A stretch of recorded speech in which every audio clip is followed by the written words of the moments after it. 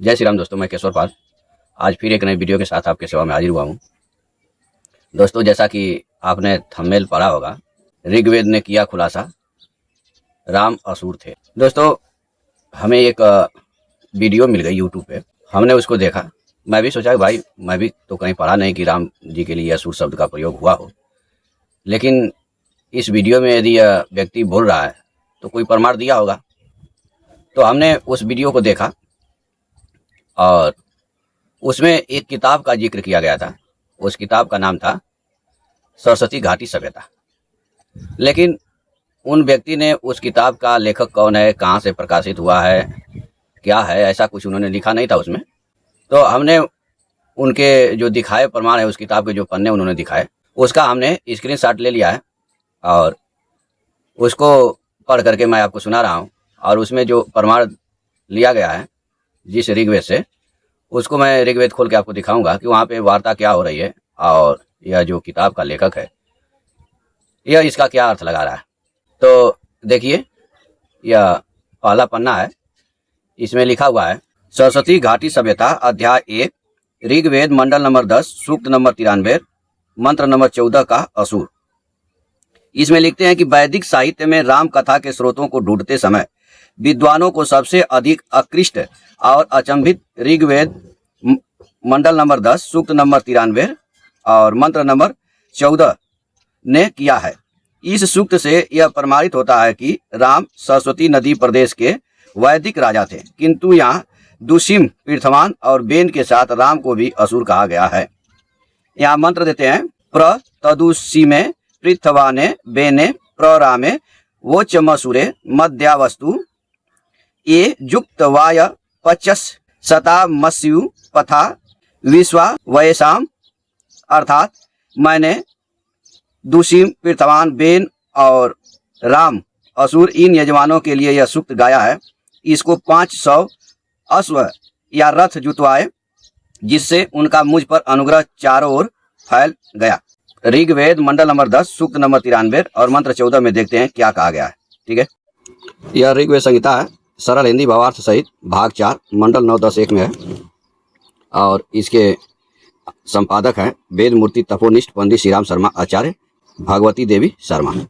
यह देखिए मंडल नंबर 10 है, सूक्त 93 और इसका मंत्र नंबर 14 यहाँ पे है। इसमें कहा गया है, जो देव 500 रथों में घोड़े जोतकर हमारे लिए यज्ञ मार्ग में गमन करते हैं, उनके लिए प्रशंसनीय स्तोत्रों का उच्चारण हमने दुशिम, पृथवान, बेन और शक्तिशाली राम आदि ऐश्वर्यशाली नरेशों के समीप किया है। यानी किनके समीप किया है स्त्रोत? दुशिम, पृथवान, बेन और शक्तिशाली राम के आगे। क्यों स्त्रोत किए हैं? क्योंकि उनके यज्ञ में 500 रथों में घोड़े जोतकर लाए थे उनके लिए। यानी यहाँ पे इस मंत्र में यह कहा जा रहा है कि कोई देवता हैं जो 500 रथों में घोड़े जोतकर हमारे यज्ञ के लिए गमन करते हैं। यानी कहने वाला यह कह रहे हैं, ऋषि यह कह रहे हैं कि जो देवता 500 रथों में घोड़े जोतकर हमारे यज्ञ मार्ग में गमन करते हैं, उनके लिए प्रशंसनीय स्तोत्रों का उच्चारण हमने दुशिम, पृथवान, बेन और शक्तिशाली राम आदि ऐश्वर्यशाली नरेशों के समीप किया है। ठीक है, यानी जो ऋषि के यज्ञ मार्ग में 500 रथों में घोड़े जोतकर जो देवता लाते हैं, उनके लिए स्तोत्र किया गया है। किसके सामने? दुशिम, पृथवान, बेन और शक्तिशाली राम, इनके सामने किया गया। तो इस मंत्र में यह सिद्ध हो गया कि राम को असुर नहीं कहा गया है। यह यहाँ पे रामे शब्द है, यहाँ पे वोचम शब्द है। इसका अर्थ जो है प्रशंसनीय स्तोत्रों के लिए होता है। वोचम सूर्य, सूर माने देवता, यहाँ पे असुर नहीं है। दोस्तों, अभी जो ये सरस्वती घाटी सभ्यता का ये जो लेखक हैं, इनकी पुस्तक के कुछ अंश आपने पढ़े, उसमें इन्होंने ऋग्वेद मंडल नंबर 10 सूक्त नंबर 93 और मंत्र 14 का हवाला देते हुए भगवान श्री राम को असुर घोषित करने की कोशिश की थी। तो वहाँ पे किसी भी प्रकार से असुर की बात नहीं हुई थी। आपने भली भांति देख लिया, ऋग्वेद के मंत्रों में आपको दिखा दिया। हम अब इस रामचरितमानस में देखते हैं, जो ऐसे लोग हैं जो भगवान पे आरोप लगाते हैं, उनके लिए रामचरितमानस में क्या लिखा गया है। तो आइए पढ़ लेते हैं। यह रामचरितमानस है और बालकांड है। यहाँ पे माता पार्वती और भगवान शंकर का संवाद चल रहा है। उसी में यहाँ पे भगवान कह रहे हैं, परंतु हे पार्वती, एक बात मुझे अच्छी नहीं लगी, यद्यप वह तुमने मोह के वश होकर ही कही है। तुमने जो यह कहा है कि वे राम कोई और हैं जिन्हें वेद गाते हैं और मुनिजन जिनका ध्यान करते हैं। ठीक है, तो ये वेद में जो राम आए हैं दोस्तों, उसी के बारे में बताया जा रहा है कि वो राम और दशरथ पुत्र भगवान राम एक ही है। तो यहाँ पे बताया जा रहा है कि वे वेद जो गाते हैं वह राम कोई और हैं।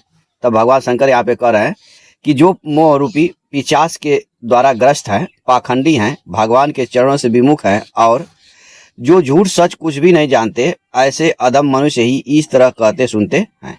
जो अज्ञानी मूर्ख अंधे और भाग्यहीन हैं और जिनके मन रूपी दर्पण पर विषय रूपी काई जमी हुई है, जो व्यभिचारी, छली और बड़े कुटिल है और जिन्होंने कभी स्वप्न में भी संत समाज के दर्शन नहीं किए हैं और जिन्हें अपनी लाभ हानि नहीं सोचती, वे ही ऐसी वेद विरुद्ध बातें कहा करते हैं। जिनका हृदय रूपी दर्पण मैला है और जो नेत्रों से हीन है, वे बेचारे श्री रामचंद्र जी का रूप कैसे देखें। जिन्हें निर्गुण सगुण का कुछ भी विवेक नहीं है, जो अनेक मनगढ़ंत बातें बका करते हैं, जो श्री हरि की माया के वश में होकर जगत में जन्म मृत्यु के चक्कर में भ्रमते फिरते हैं, उनके लिए कुछ भी कह डालना असंभव नहीं है। जिन्हें वायु रोग, सन्निपात, उन्माद आदि हो गया हो, जो भूत के वश में हो गए हैं और जो नशे में चूर हैं, ऐसे लोग विचार कर वचन नहीं बोलते। जिन्होंने माया मोह रूपी मदिरा पी रखी है, उनके कहने पर कान न देना चाहिए। अपने हृदय में ऐसा विचार कर संदेह छोड़ दो और श्री रामचंद्र जी के चरणों को भजो। हे पार्वती, ब्रह्म रूपी अंधकार के नाश करने के लिए सूर्य की किरणों के समान मेरे वचनों को सुनो। यानी यहाँ पे कहने का अर्थ है ये दोस्तों कि ऐसे जो माया मोह रूपी मदिरा पी चुके हैं और जो भगवान पे आरोप लगाते हैं कि भगवान को वेद में असुर कहा गया है, उनकी बातों को ध्यान नहीं देना चाहिए। ठीक है, आगे कह रहे हैं कि सगुण और निर्गुण कुछ भी भेद नहीं है। मुनि, पुराण, पंडित और वेद सभी ऐसा कहते हैं। जो निर्गुण, अरूप, अलख और अजन्मा है, वही भक्तों के प्रेम वश सगुण हो जाता है। यानी जो अजन्मा निराकार परमात्मा है, अलख है, जिनको लखा नहीं जा सकता है, वही अजन्मा परमात्मा भक्तों के प्रेम बस सगुण हो जाते हैं, वो राम के रूप में प्रकट हो जाते हैं। जो निर्गुण है वही सगुण है। कैसे? जैसे जल और ओले में भेद नहीं है। जैसे जल और ओला यानी जल और बर्फ में कोई भेद नहीं है, दोनों जल ही है, ऐसे ही निर्गुण और सगुण एक ही है। जिसका नाम ब्रह्म रूपी अंधकार के मिटाने के लिए सूर्य है, उसके लिए मोह का प्रसंग भी कैसे कहा जा सकता है। श्री रामचंद्र जी सच्चिदानंद घन स्वरूप सूर्य है, वहाँ मोह रूपी रात्रि का लवलेश भी नहीं है। वे स्वभाव से ही प्रकाश स्वरूप है, खष्ट ऐश्वर्य युक्त भगवान है। वहाँ तो विज्ञान रूपी प्रातः काल भी नहीं होता। अज्ञान रूपी रात्रि हो तब तो विज्ञान रूपी प्रातः काल हो। भगवान तो नित्य ज्ञान स्वरूप है। यानी कहने का अर्थ है कि भगवान जहाँ है वहाँ किसी भी प्रकार का अज्ञान नहीं होता है। ठीक है, जो निर्गुण है वही सगुण है। कैसे सगुण है? जैसे जल और बर्फ। हर्ष, शोक, ज्ञान, अज्ञान, अहंता और अभिमान, ये सब जीव के धर्म है। श्री रामचंद्र जी तो व्यापक ब्रह्म परमानंद स्वरूप परात्पर प्रभु और पुराण पुरुष हैं। इस बात को सारा जगत जानता है। जो पुराण पुरुष प्रसिद्ध है, प्रकाश के भंडार है, सब रूपों में प्रकट है, जीव माया और जगत सबके स्वामी है, वे ही रघुकुल मणि श्री रामचंद्र जी मेरे स्वामी हैं। ऐसा कहकर शिव जी ने उनको मस्तक नवाया। अज्ञानी मनुष्य अपने ब्रह्म को तो समझते नहीं है और वे मूर्ख प्रभु श्री रामचंद्र जी पर उसका आरोप करते हैं। जैसे आकाश में बादलों का पर्दा देखकर कुविचारी अज्ञानी लोग कहते हैं कि बादलों ने सूर्य को ढक लिया है। ठीक है, उदाहरण देके समझा रहे हैं कि जो अज्ञानी हैं वो जो अज्ञानी हैं भ्रम बस समझते हैं, भगवान को जो है निरादर करते रहते हैं। ठीक है, ठीक उसी प्रकार से जैसे आकाश में बादलों का पर्दा देखकर जो कुविचारी लोग हैं, अज्ञानी लोग हैं, वो कहते हैं कि बादलों ने सूर्य को ढक लिया है। ठीक है, लेकिन वास्तव में सूर्य बादलों से ढका नहीं जा सकता दोस्तों। इसी तरह से कहा जाता है कि भ्रम है केवल, कि भगवान श्री राम परमात्मा नहीं है, केवल भ्रम है। आगे उदाहरण देकर बता रहे हैं, जो मनुष्य आंखों में उंगली लगाकर देखता है, उसके लिए तो दो चंद्रमा प्रत्यक्ष है। हे पार्वती, श्री रामचंद्र जी के विषय में इस प्रकार मोह की कल्पना करना वैसा ही है जैसा आकाश में अंधकार, धुएं और धूल का सुहाना दिखना। आकाश जैसे निर्मल और निर्लेप है, उसको कोई मलिन या स्पर्श नहीं कर सकता। इसी प्रकार भगवान श्री रामचंद्र भी नित्य निर्मल और निर्लेप हैं। यानी दोस्तों यहाँ पे कहा जा रहा है कि जैसे आकाश में कितना भी धूल डाल दो लेकिन उसको जो है दूषित नहीं कर सकते, उसी प्रकार से भगवान श्री रामचंद्र भी नित्य निर्मल है और निर्लेप हैं, दूषित नहीं है।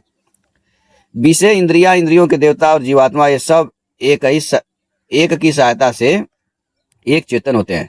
अर्थात विषयों का प्रकाश इंद्रियों से, इंद्रियों के देवता से और इंद्रियों देवताओं का चेतन जीवात्मा से प्रकाश होता है। इन सब का जो परम प्रकाशक है अर्थात जिससे इन सब का प्रकाश होता है वही अनादि ब्रह्म अयोध्या नरेश श्री रामचंद्र जी। यह जगत प्रकाश्य है और श्री रामचंद्र जी इसके प्रकाशक हैं। वे माया के स्वामी और ज्ञान तथा गुणों के धाम हैं, जिनकी सत्ता से मोह की सहायता पाकर जड़ माया भी सत्य ही भाषित होती है। जैसे शिव में चांदी और सूर्य की किरणों में पानी प्रतीत होती है। यद्यपि यह प्रतीति तीनों कालों में झूठ है, तथापि इस भ्रम को कोई हटा नहीं सकता। इसी तरह से यह संसार भगवान के आश्रित रहता है। यद्यपि यह असत्य है तो भी दुख तो देता ही है। जिस तरह स्वप्न में कोई सिर काट ले तो बिना जागे वह दुख दूर नहीं होता। तो दोस्तों इस वीडियो में आपने क्या देखा कि जो लेखक है सरस्वती घाटी सभ्यता पुस्तक का, उनके द्वारा लगाया गया आरोप बिल्कुल गलत है। ऋग्वेद में कहीं पर भी भगवान राम को असुर नहीं कहा गया। ठीक है, हमने आपको दिखाया और फिर रामचरितमानस भी पढ़ के हमने दिखाया कि ऐसे लोगों को अज्ञानी कहा जाता है। अब जैसे वहाँ पे उदाहरण दिया गया था कि जैसे आँख में ऐसे उंगली लगाकर चंद्रमा की तरफ ताकेंगे तो चंद्रमा दो दिखाई देगा, लेकिन वास्तव में चंद्रमा दो नहीं है, चंद्रमा तो एक ही है, लेकिन आपने उंगली कर रखा है इसलिए चंद्रमा दो दिखाई दे रहा है। इसी तरह से भगवान में कोई दोष नहीं है, लेकिन यह जो दोष लगाते हैं इन्होंने अपनी आंखों में जैसे उंगली करने से चंद्रमा दो दिखाई देता है, ऐसा ही इनके मन में दोष है। ठीक है, भगवान निर्दोष है, उनमें कोई दोष नहीं है। तो हमें आशा नहीं पूर्ण विश्वास है कि आप हमारे समझाने से भी ज़्यादा समझ गए होंगे। आज के लिए इतना ही, फिर मिलेंगे नेक्स्ट वीडियो में। तब तक के लिए जय सीताराम।